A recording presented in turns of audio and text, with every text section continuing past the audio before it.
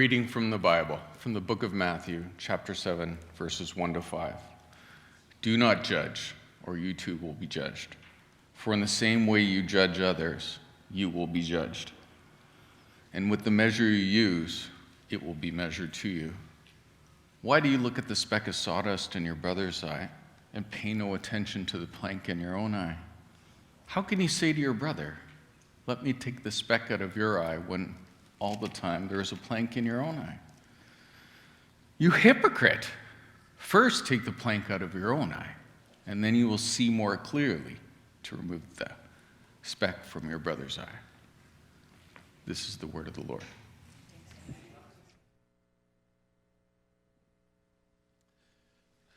Hi, my name is Bob. I'm the lead pastor here at the meeting place. How are you all?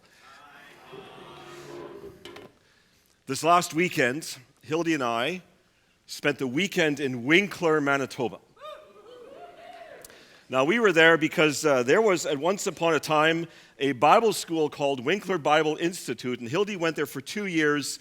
I joined her there for her second year. It was my first. This was her class reunion. It was 40 years after graduation that these people got together. And of course, we went anticipating good conversation with people that we both knew because we'd spent some time with them at Bible school. So we arrived at the park in Winkler to meet up with this group of people. At first, I will tell you, they didn't look familiar to us at all. 40 years. Anyways, as we walked up, some of them started looking a little bit familiar. We introduced ourselves, and the next thing we were in conversation. I found myself standing in a small cluster of people, and we weren't talking about anything particularly important or deep, because, we're still feeling each other out a little bit. And so there was a woman in this group, and I turned to her, and I said to her, is your husband here? Because here's the thing. She and her husband and Hildy and I had socialized sometime after Bible school, and so I was curious to see him. It had been some time.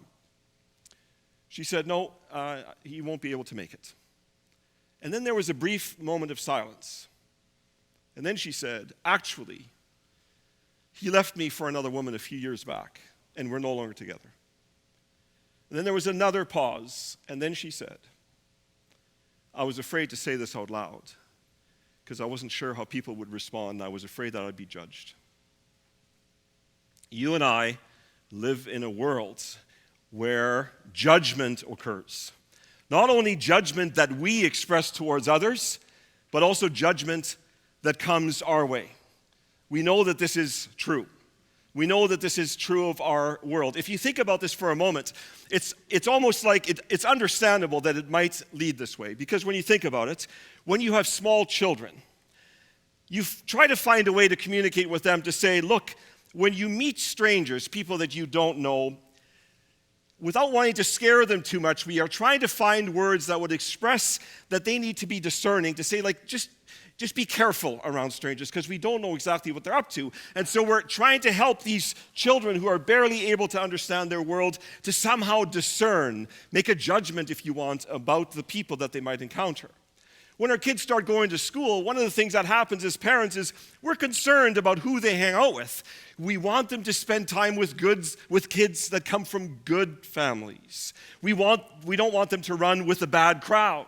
We're concerned about the influence, again, asking these children, as they're growing up in these formative years, to make a judgment about the people in their class. Perhaps in high school, you pick up a job and you discover the realities of life, and that is that when you work in a certain place, there are supervisors. And these supervisors have a job to oversee you, to literally see if you are in fact up to the task that's been assigned to you. And there's always a chance that if you don't live up to it, they could say, you know what, you don't work here anymore because it just didn't work out. And so this whole notion of judgment being passed, of us being subject to judgment, but also in our own ways to engage in judgment with others is quite common to us. In fact, think about it this morning. Whether you're here this morning or preparing to go to a home church at some point this week, you will have stood in front of your closet or your dresser and have decided what to wear today. Well, it's summertime, so you're going to go to your summer wardrobe. There may be things that are comfortable in your closet that you would prefer to wear. If, for example, you've worn a power suit or a suit and tie all week, perhaps for Sundays you want to go a little bit more casual just to give yourself a break. Some of you come from cultures where to dress up for Sundays is really important. So these are all the decisions that influence how you might finally select your wardrobe. But here's the thing that I'm curious about is how many of us stopped as we were looking at our clothing selection for this morning and thought to ourselves, I wonder if this is still fashionable. Like if I wear this, will people look at me funny? No. Didn't give it a thought. But here's the thing, the reality is that we are aware that we're constantly being observed. We're aware that people are passing judgment on us as we likely pass judgment on others. Vanessa Van Edwards, in her book called Captivate, she's made it her business to study human sciences, and she wants to help people to figure out how to make good impressions in their work and in their personal life. And so she introduces this particular exercise in her book that we might engage in good impressions, right? Because when you're subject to judgment, there's a sense that you want to have a certain reputation. You want people to perceive you in a certain way. And she would suggest the following. Identify 3 people in your life with whom you wish to make a fantastic impression. So just think about who are those 3 people. Could be your boss. Maybe it's the person that you've started dating and you hope that they see future potential in you because you're hoping to make a life with them, whoever these people are. The next stage is, if they had to describe me in one word, they would say what? I don't know about you, but my anxiety level has just gone up. Right? Because this idea that people are looking at me and passing some kind of judgment on me and making a decision about me, and embarrassing circumstances come to mind, like where have I done something that someone will never forget about me, and it's always going to color their impression of me. And then the third thing, I wish they would describe me as, and here is your fill in the blank, you can put in whatever word. Do you want to be super smart? Do you want to be known as the person that gets it done? What are you hoping for? And our anxiety level goes up because we recognize that this is the world we live in, but it's hard and it's complicated and often very weighty. People in Jewish culture understood that this was true. So there was something called a synagogue where people were taught how to live in Jewish communities. So Jewish rabbis would provide some teaching, and here are the 6 great works that they felt obligated to pass on to their students. Here are the 6 things. They would want their students to be deliberate about their studies. They would want them to be hospitable. They would want them to visit the sick, so have a sense of the community awareness. They would want them to be devoted in prayer. So these things would all be taught. And then look at the last 2. They wanted them to come to the conviction or to teach them that they should think the best of other people. The fact that this is included in the list of 6 works tells you that these Jewish rabbis didn't expect their students to default to this, that this wouldn't be the autopilot of everyone's life, but rather it needed to be taught, they needed to be reminded, and it's based on the 6th great works, which is the education of children in the law. They would teach from a book called the Torah, which was made up of books of the Old Testament that are included in the Old Testaments that we have access to as we have our Bibles. And those books sought to capture the reintroduction of a God who engages with the nation of Israel and reintroduces himself to them and says to them, I want you to be a certain kind of community defined by the characteristics of who I am. And so as God tries to emulate or tries to inform them as to what this community should look like, the Jewish rabbis felt obligated to make sure that these children would understand this specific law, the specific ways of being in community, and it included this commitment that they would think the best of other people. Jesus knew that when he dwelt time with us in our humanity, that he lived among a community that experienced and practiced judgment. And so no wonder in the Sermon on the Mount, which has been described as the greatest sermon ever delivered by the greatest communicator that ever lived, as he's passing on important information to his audience, he includes this text found in Matthew chapter 7, which Mick read for us so well. Do not judge, or you too will be judged. For in the same way you judge others, you will be judged, and with the measure you use, it will be measured to you. Now, we look at this verse and we go, yeah, We know this to be true. This is not a stretch. Jesus is speaking a truth here that's very familiar to us. We understand that as we pass judgment, we understand that others are constantly passing judgment on us. This is our common experience. And so his instructions are very simple. Do not do this anymore. Do not judge. It's almost hard to imagine a world without this. And so I think in order for him to speak to his audience and help them to understand how distorted this judgment game is, he introduces an illustration. You see, because he understands that his audience would understand that one of the great works of this Jewish culture was to think the best of one another. So he's trying to drive this point home, and he uses this illustration. You have to remember, he's a carpenter's son. So he would be familiar with this. And so he starts telling the story. Why do you look at the speck of sawdust in your brother's eye and pay no attention to the plank in your own eye? How can you say to your brother, let me take the speck out of your own eye when all of the time there's a plank in your own eye? You hypocrites, first take the plank out of your own eye, and then you will see clearly to remove the speck from your brother's eye. Now, the notion of having a foreign object come into our eye is something that we're also familiar with. When that happens, it interrupts life. Things change because you can no longer carry on. You've got to attend to this. Often you need the help of someone else to remove the speck of sawdust, as Jesus describes here. And his audience would have listened to this and thought, yeah, we get this because this does happen to us even if we aren't carpenters. But here's the interesting thing. Jesus, in order to illustrate his point, then speaks about how can you try to see the speck of sawdust in your brother's eye if you have a plank in your own eye. Some translations talk about a log in your own eye. And of course, just think about this for a moment. We may be able to relate to the concept of having a speck of sawdust in our eye. But no one's ever had a plank or a log in their eye. In fact, if you think about it, it's funny. So I think in this moment, Jesus is being humorous in telling the story, and people are going, a plank in your eye? That's ridiculous. That's like, well, how would that even happen? Imagine this idea that you run into a big beam and there it sticks in front of your head everywhere you go, right? It just illustrates that there's a barrier. There's something that prevents you from seeing properly. And this is what Jesus is illustrating with this very simple little story. He's saying, look, the practice of judging others, it's a ridiculous practice. It's just silly. It's as silly as the illustration that I've just told you. Now, one of the gifts that we have when we look at our scriptures is that we can actually track to see what happens with the teachings of Jesus. When he delivers a particular truth to a particular audience, what do they do with this? Well, one of the people that would have been present, his name was James. He was not only the half-brother to Jesus, but he also became an important leader in the church in Jerusalem. This is what James says on the same subject. Brothers and sisters, do not slander one another. Anyone who speaks against a brother or sister or judges them speaks against the law and judges it. When you judge the law, you are not keeping it, but sitting in judgment on it. There is only one lawgiver and judge, the one who is able to save and destroy. But you, who are you to judge your neighbor?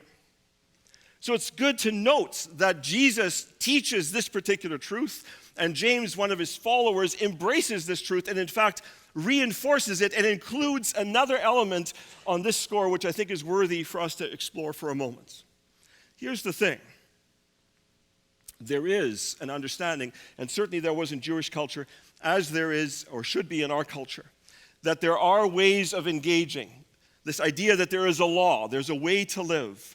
And James says, if you judge, what you're doing is you're actually violating the law. You're challenging the law. You're literally saying, this is not something that we were given to act on or to do.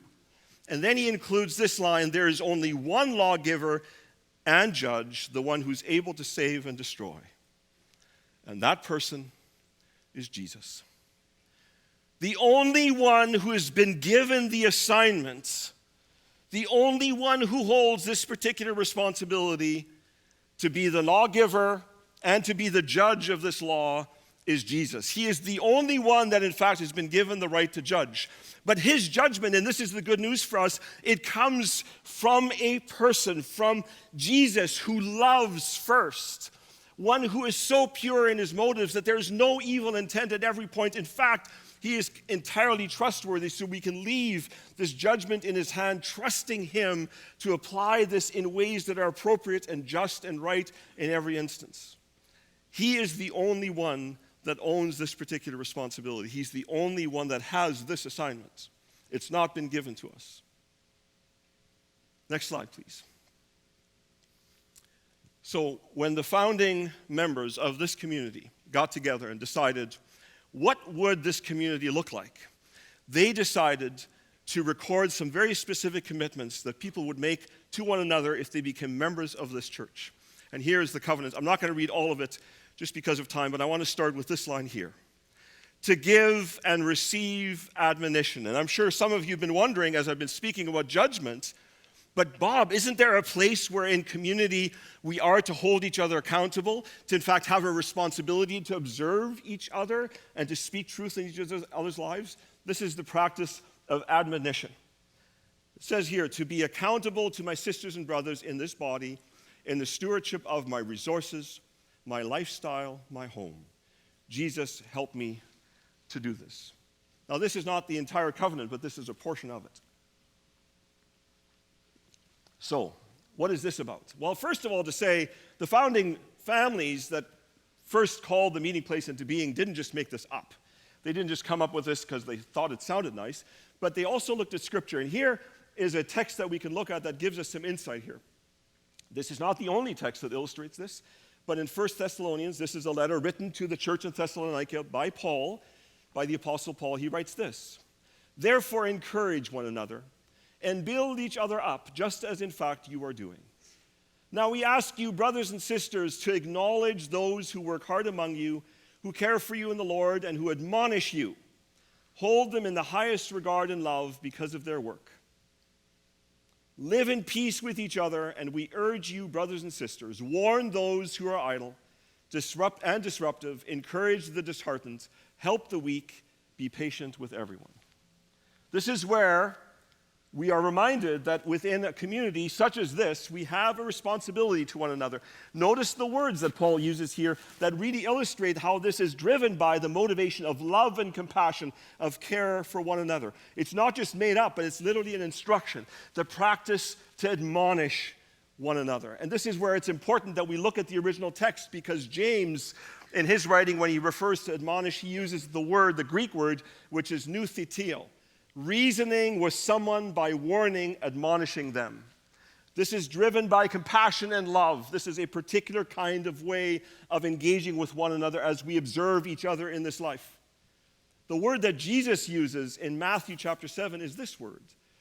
The word judge is krino, making a judgment, either positive, a verdict in favor of, or negative, which rejects or condemns. These two things, to judge or to practice admonishment, are not the same thing. They are distinct, and they are distinct because of their motivation. And it turns out that when we judge, we've got a distorted view. We've got this plank in our eye that doesn't actually allow us to engage this appropriately. We don't have a right way to do it, as Jesus illustrates with the plank. And this is what we can discover about what it means when we judge. We judge others when we have a wrong view of God. I've already said that the only one who has received the assignment, the only one that's responsible, if you want to pass judgment, is Jesus. It's no one else's. And so when we judge, I have assumed a certain authority, a certain right to exercise this judgment, but it's not given to me. I have a distorted view of who God is, who Jesus is in my life. We have a wrong view of others. Think about this for a moment. Think about this. As I observe you and you observe me, we have no way of knowing the full story of your lifetime. By show of hands, I'm curious about this. How many of you are in very close relationship with a person today that when you first met them, their first impression didn't actually impress you very much? Anyone here have that? There's a few of you. Yeah, when Hildy and I first met, I wasn't sure. We've been married almost 39 years, right? She's the greatest person I've ever met. Right? But my first impression of her was clouded by my own perceptions. We don't actually understand other people around us very well, and so we have a distorted view of them as we judge them. Like, who are we, right? Hypocrites is what we're called if we do that. And finally, we have a wrong view of ourselves. You know, the interesting thing is, How many times when we're trying to make it right with somebody, we use the words of, I had a bad night, or I've been under a lot of pressure, or any other reason why perhaps you're not feeling like you've quite lived up to who you normally and typically are. So here's the truth. We have a distorted view of ourselves. We are actually not very predictable in our own engagement with the world. Depending on our mood, we could change our perspective of the things that we see. So judgment is, as Jesus illustrates by the illustration of the plank in the eye, it's a ridiculous exercise because we don't have the capacity to do it very well anyways. What makes the difference when it comes to judgment? How do we fight this thing, this reality that's part of our world? Here is an illustration of that. Mother Teresa received the Nobel Peace Prize. And the day she received this award, she offered this particular speech. God loved, or this is a part of her speech anyways, God loved the world so much that he gave his life for us. Jesus kept on saying, love as I have loved you. I am personally most unworthy. I am very happy to receive this award in the name of the hungry, of the naked, of the homeless, of the crippled, of the blind, of the leprous, of all those people who feel unwanted, unloved, uncared, thrown away of the society, and are ashamed of everybody. Mother Teresa made a single decision in her life that changed everything. She decided that she was going to love Jesus with every fiber of her being. She was simply going to be about love. That was it. That was the only driving force. And my friends, the only antidote, the only way to get out of this judging game is to introduce love. There's only one way forward, and that is love. And she, by illustrating this in her life, which has left a legacy, hundreds of organizations exist that are inspired by the way that she lived. Thousands of people are invested in this way because she illustrated, she showed us the way about how to be about love. This is the thing that Jesus calls out in us, for us to be about love. And when we judge, there is no room for love, and when we love, there's no room for judgments. Here is the sobering reality. I want to take you to Romans chapter 8. Here is what Paul writes to the church in Rome, and these are some of the most powerful words written in Scripture. For I am convinced that neither death nor life, neither angels nor demons, neither the present nor the future, nor any powers, neither height nor depth, nor anything else in all creation will be able to separate us from the love of God that is in Christ Jesus our Lord. I love these words. I rely on these words. I want to know that these are trustworthy, because if this is true, then there's hope for the world. But here's the sobering truth. Are you ready to listen? Are you ready to hear it? Do you understand that when I judge you or you judge me, that just for a moment we make these verses untrue? Because despite the power of what's described here, that God's love could penetrate any barrier. In fact, there is no plank in the eye. There's nothing that's in the way of people experiencing the love of God. But if I judge, what I'm doing is I'm breaking the flow of God's love. I'm deciding to insert myself and put a barrier into place, because as I judge a person, there isn't room for me to express God's love. To think that with all of these things that are said in Romans chapter 8 that describe how powerful God's love is, that you and I could stand in the way of someone experiencing it. That is the only thing that will change our behavior when it comes to judgment, for us to understand that the power of God's love should motivate our interactions with others. I want to leave you with a story. In the Second World War, a group of soldiers was fighting in the rural countryside of France. During an intense battle, one of the American soldiers was killed. His comrades did not want to leave his body on the battlefield and decided to give him a Christian burial. They remembered a church a few miles behind the front lines whose grounds included a small cemetery surrounded by a white fence. After receiving permission to take their friend's body to the cemetery, they set out for the church, arriving just before sunset. A priest, his bent-over back and frail body betraying his many years, responded to their knocking. His face, deeply wrinkled and tan, was the home of two fierce eyes that flashed with wisdom and passion. Our friend was killed in battle, they blurted out, and we wanted to give him a church burial. Apparently, the priest understood what they were saying, although he spoke in very broken English. I'm sorry, he said, but we can bury only those of the same faith here. Weary after many months of war, the soldiers simply turned to walk away. But the old priest called after them, "You could bury him outside the fence?" Cynical and exhausted, the soldiers dug a grave and buried their friend just outside the white fence. They finished after nightfall. The next morning, the entire unit was ordered to move on, and the group raced back to the little church for one final goodbye to their friend. When they arrived, they couldn't find the gravesite. Tired and confused, they knocked on the door of the church.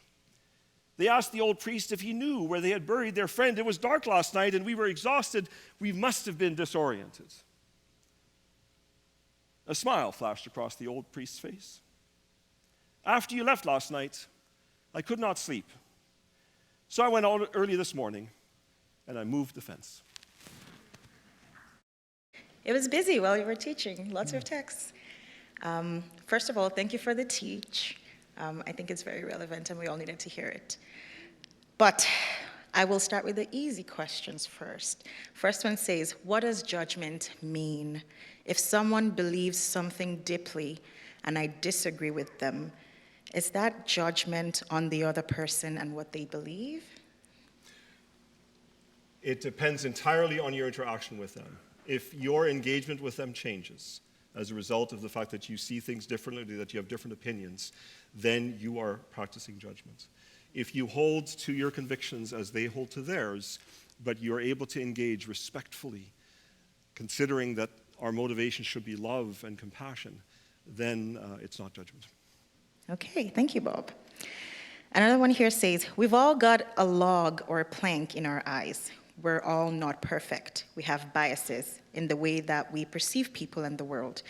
But if we wait to not have logs and planks, we'll be accepting of everything, and that's a slippery slope. What do you have to say? It's true.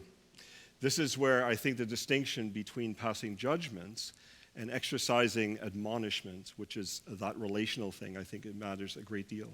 I think if I start off with a premise that Jesus would say that it's likely I have a plank in front of my eye. In other words, I have blind spots, and I think they're influenced by perhaps experience or perhaps racial tendencies or prejudices that we might hold. If I allow those to inform how I engage in relationships with people, then I think that's dangerous. However, when I allow love to drive my to drive my actions, then I think the love of Jesus would require me at times to turn to you, precious, and say, you're part of this faith community.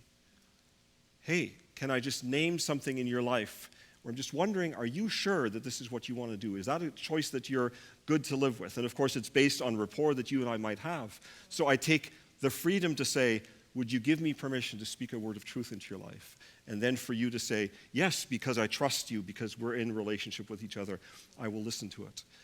This has been a great benefit in my life when people speak into my world. My accountability partner, for example, has permission to say, what you see or what you hear from me, challenge it, push back, because I want to make sure that I receive the input from another person because my vision is limited, because there's barriers.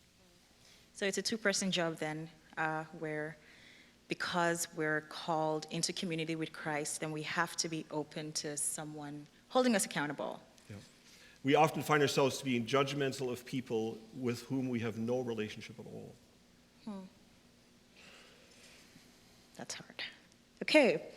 Another question says, is there anything you've experienced during your recent discernment process that you can share to help us grow in the area of bearing each other's burdens in this regard? Yeah. Boy, that's a really good question. Yeah. Hard questions. Yeah. Yes, the recent discernment process, and just to be clear what this discernment process was about, I've been at the meeting place for almost 20 years, so I'm sort of a known person. I've had a number of different functions here. And in the discernment for me to become the lead pastor, this faith community, the members of the covenant community that are committed to the covenant I referenced earlier, had opportunity to weigh in. And so what happens is in the discernment process, you receive not only words of affirmation, but you also receive very specific input where people are saying, here are things that we understand that are blind spots of yours. And so I received a number of comments where people said, can you be more attentive? I'll give you an example. It was a little bit of a confusing one for me. I have been told that I'm a great listener, but there were people who had received or had been in conversation with me where when we parted, they felt that I hadn't really heard them, that I hadn't really understood, and that some of the decisions that I made based on conversations with them were not in line with what they had shared with me. And so for me to understand that perhaps I have a sense that I'm a good listener, but here are people who say, well, you weren't as good a listener as you think you are, and so I can grow in that capacity. That's the gift of having a discerning community. I've been even more attentive to the practice of what I hope is good listening. Wow, thanks for your vulnerability. Okay, so last question. Someone's asking about the name of the book that you read from. Messy Spirituality by Michael Iaconelli. I hope you caught that. And if you didn't catch that, catch Bob after the service. No. Thank you so much, Bob. Thanks, Could you precious. close us? My friends, the instructions are simple. Stop judging. It's out of our reach. We haven't got it. But we'll have a chance if we allow the love of God to work through us, to make that our priority. You cannot judge and love at the same time. So let's be about the Jesus way, is one of the songs that we sang this morning. Bless you as you put this into practice this coming week. And as far as I can tell, you're fashionable. See you next week.